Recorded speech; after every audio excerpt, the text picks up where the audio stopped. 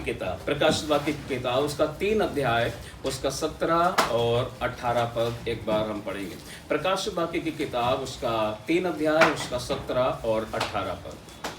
तू कहता है कि मैं धनी हूँ जी और धनवान हो गया हूँ और मुझे किसी वस्तु की घटी नहीं, और यह नहीं जानता कि तू अभागा और तुच्छ और कंगाल और अंधा और नंगा है। जी इसलिए मैं तुझे सम्मति देता हूँ कि आग में ताया हुआ सोना मुझसे मोल ले कि तू धनी हो जाए, और श्वेत वस्त्र ले कि पहनकर तुझे अपने नंगेपन की लज्जा न हो, और अपनी आंखों में लगाने के लिए सुरमा ले कि तू देखने लगे। बाइबल कहती है कि मैं तुमसे कहता हूँ श्वेत वस्त्र मुझसे मोल ले कि उसे पहनकर तुझे तेरे नंगेपन की लज्जा ना हो, नंगेपन की लज्जा ना हो। श्वेत वस्त्र परमेश्वर कहते हैं मुझसे मोल ले। आज हम देखेंगे कि परमेश्वर हमसे चाहते हैं कि हम नंगे ना फिरें। आज के इस युग में पूरे विश्व के अंदर सारा संसार जो है अब कैसे घूम रहा है मालूम है? नंगे घूम रहा है। आत्मिक नंगापन बोलना चाहिए। शैतान ने, दुष्ट आत्माओं ने इस संसार के लोगों को नंगा कर दिया है, उनके आत्मिक कपड़ों को उतार कर। इसलिए परमेश्वर ने लदोकिया की कलीसिया को कहा कि श्वेत वस्त्र तू मुझसे मोल ले कि जिसे पहनकर तुझे अपने नंगेपन की लज्जा ना हो। मेरे प्रियो, क्या हमने परमेश्वर के द्वारा दिए गए महिमामय वस्त्रों को पहन रखा है, या फिर हमारे महिमामय वस्त्र हमसे छीन लिए गए हैं, या हमारे महिमामय वस्त्र हमसे उतार लिए गए हैं? शैतान हमारे महिमामय वस्त्रों को हमसे क्या करना चाहता है? छीनना चाहता है। लेकिन परमेश्वर हमें वस्त्र पहनाना चाहता है। आपको मालूम है उत्पत्ति की किताब में जब परमेश्वर ने आदम हवा को आज्ञा दिया कि तुम इस भले बुरे के जो ज्ञान का वृक्ष है उसका फल ना खाना, जिस दिन खाओ उसी दिन तुम मर जाओगे। शैतान ने हवा को भरमाया और हवा ने उसी वृक्ष का फल बाइबल कहते खाया, और जब उन्होंने फल खाया तो उनकी आंखें खुल गई और उन्होंने देखा कि वे नंगे हैं। उनकी आंखें खुल गई, उन्होंने देखा कि वे नंगे हैं। इसका मतलब उनके आत्मिक वस्त्र उतार लिए गए। शैतान ने उनके आत्मिक वस्त्रों को छीन लिया। शैतान आज भी हमारे आत्मिक वस्त्रों को हमसे क्या करना चाहता है? छीनना चाहता है। इसलिए आप सावधान रहिए, हम सब सावधान रहें, कहीं हमारे आत्मिक वस्त्र तो नहीं छीन लिए गए। यदि हमारे आत्मिक वस्त्र हमारे पास हैं, उसके लिए हम परमेश्वर को धन्यवाद देना चाहिए, ताकि हम नंगे ना फिरें। यदि आत्मिक वस्त्र नहीं है तो हम नंगे फिर रहे हैं, और परमेश्वर कहते हैं तुम मुझसे श्वेत वस्त्र मोल ले। बहुत जरूरी मेरे प्रिय लोगों, वस्त्रों को पहनकर परमेश्वर की महिमा करना। एक वचन पढ़ लेते हैं, उत्पत्ति की किताब उसका 3 अध्याय उसका 21 पद हम पढ़ेंगे। उत्पत्ति की किताब 3 अध्याय उसका 21 पद एक बार हम पढ़ेंगे जी। और यहोवा परमेश्वर ने आदम और उसकी पत्नी के लिए चमड़े के अंगरखे बनाकर उनको पहना दिया। बाइबल कहती है यहोवा परमेश्वर ने आदम उसकी पत्नी हवा को चमड़े के अंगरखे बनाकर उनको पहना दिए। कब पहना दिए? जब वे नंगे हो गए, जब शैतान ने उनके वस्त्रों को छीन लिया, जब शैतान ने उनके आत्मिक वस्त्रों को उतार लिया और वे नंगे हो गए, उनकी आंखें खुल गई। आज भी तो संसार नंगा ही है मेरे प्रिय लोगों। शैतान आज भी लोगों के आत्मिक वस्त्रों के साथ साथ शारीरिक वस्त्रों को भी उतारना चाहता है, और हम देख रहे हैं संसार में नग्नता जो है वो फैलती चली जा रही है। आज कितने जवान बच्चे नंगे घूम रहे हैं मेरे प्रिय लोगों, कितने बड़े लोग भी आज नंगे घूम रहे हैं। शैतान चाहता है लोगों के कपड़ों को उतार ले, लेकिन परमेश्वर चाहता है लोगों को कपड़े पहनाए, उनका नंगापन ढक दे, उनकी बुराइयों को ढक दे, उनके पापों को ढक दे। लेकिन शैतान जो है वह लोगों के वस्त्रों को छीनना चाहता है। आपको मालूम है यूसुफ 2 बार वस्त्रों के कारण विपत्ति में पड़ा।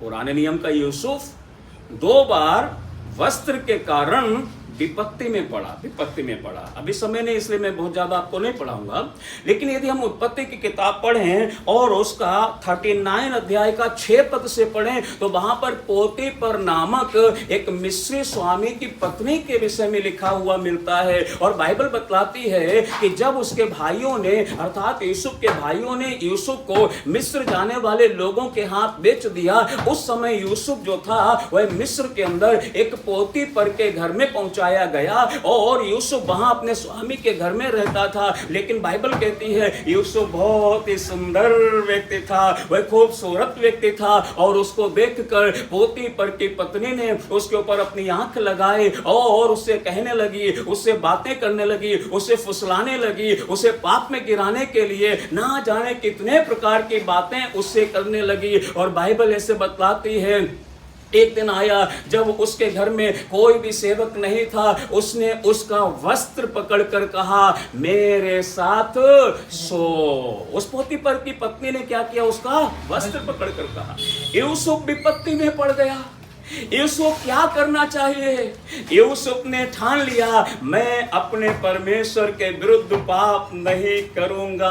और बाइबल कहती यूसुफ उस समय क्या किया, अपना वस्त्र छोड़कर वहां से भाग गया। मेरे प्रिय लोगों, याद रखना, विशेषकर जवान बच्चों, जब कभी ऐसा समय आए तो हम उस जगह से भाग जाना। अपना वस्त्र शैतान को उतारने मत देना। अपना आत्मिक वस्त्र जो परमेश्वर ने हमें दिया है शैतान के हाथों में जाने मत देना। शैतान जब हमें पाप में गिराने के लिए फुसलाए, हमें गड्ढे में गिराने के लिए फुसलाए, उस समय उस स्थान से क्या करना, भाग जाना। गलत लोगों की संगति से भाग जाना, पाप करने वाले, बुराई करने वाले लोगों की संगति से भाग जाना, गलत दोस्तों से, रिश्तेदारों से दूर चले जाना। परमेश्वर के विरुद्ध पाप मत करना।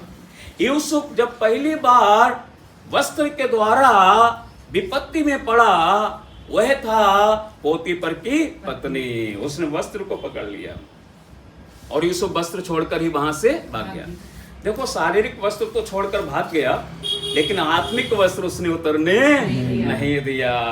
आत्मिक वस्त्र उतरने नहीं दिया। मेरे प्रियो, शैतान, मैंने पहले कहा, हमारे वस्त्रों को छीनना चाहता है और हमें आत्मिक नंगा करना चाहता है। आज कितने लोग आत्मिक रूप से नंगे हैं। हमने शारीरिक कपड़े तो पहन रखे हैं, लेकिन क्या हमने आत्मिक वस्त्रों को पहना हुआ है? क्या हमने महिमा में वस्त्रों को पहना हुआ है? यदि नहीं पहना है तो परमेश्वर कहते हैं मुझसे श्वेत वस्त्र मोल ले कि तू नंगा ना फिरे।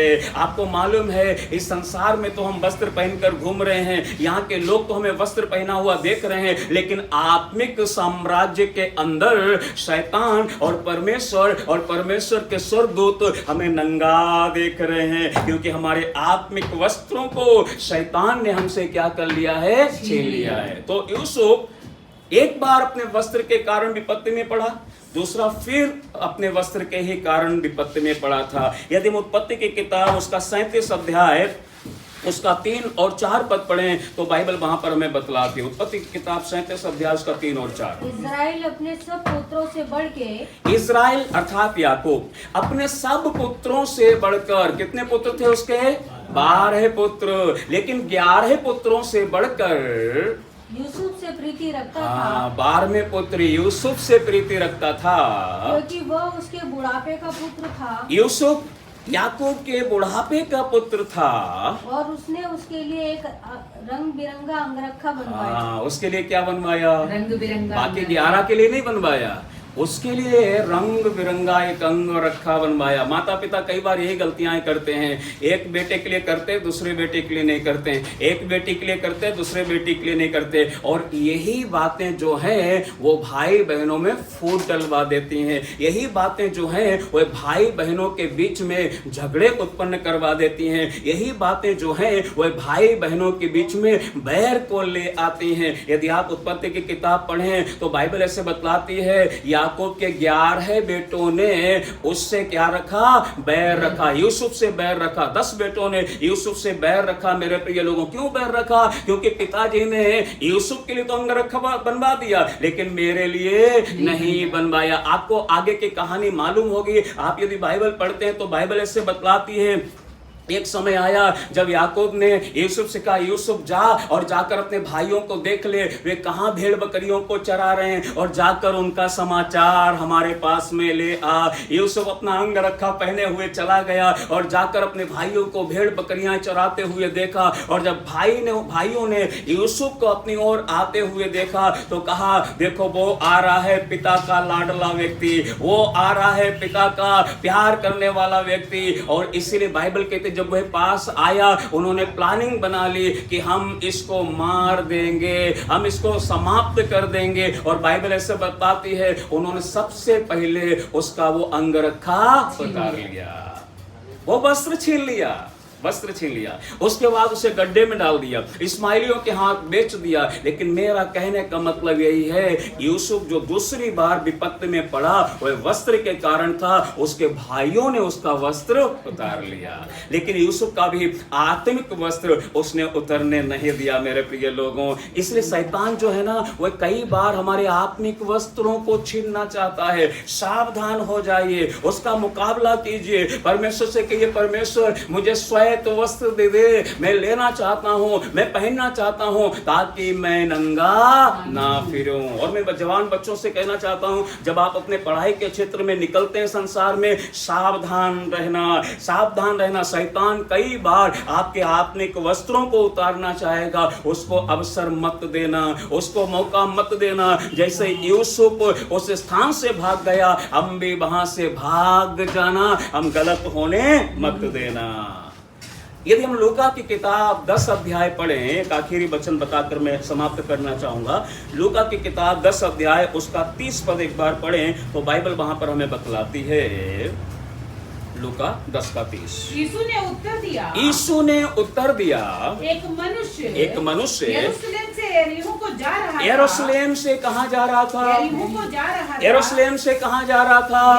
यरीहो को बाइबल कहती जा रहा था। एक मनुष्य यरूशलेम से यरीहो जा रहा। देखिए, याद रखिए, यरूशलेम परमेश्वर की प्रार्थना करने का स्थान, परमेश्वर की महिमा करने का स्थान, यरीहो श्रापित नगर, श्रापित स्थान। इसलिए एक मनुष्य जब यरूशलेम से यरीहो की ओर जा रहा था, हम उल्टी दिशा में नहीं जाना चाहिए, हम गलत रास्ते पर नहीं जाना चाहिए, हम गलत दिशा की ओर नहीं जाना चाहिए। अरे यरूशलेम वो जगह है जहां हम परमेश्वर की आराधना करते हैं, यरीहो वो जगह है जो श्रापित नगर है, श्रापित जगह है। कई बार कुछ लोग उल्टी दिशा की ओर जाते हैं, हमें नहीं जाना चाहिए। लेकिन यीशु यहाँ सिखा रहे, एक व्यक्ति यरूशलेम से यरीहो की ओर जब जा रहा था, डाकुओं ने घेर कर उसके कपड़े उतार लिए। क्या उतार लिए? क्या उतार लिए? कपड़े। सोना नहीं लिया, चांदी नहीं लिए, पैसे नहीं छीने, लेकिन उसके कपड़े उतार लिया, मारा पीटा, अधमरा छोड़कर बाइबल कहती है चले गए। कौन से डाकू हैं मेरे प्रिय लोगों? यीशु मसीह ने यूहन्ना की किताब में कहा,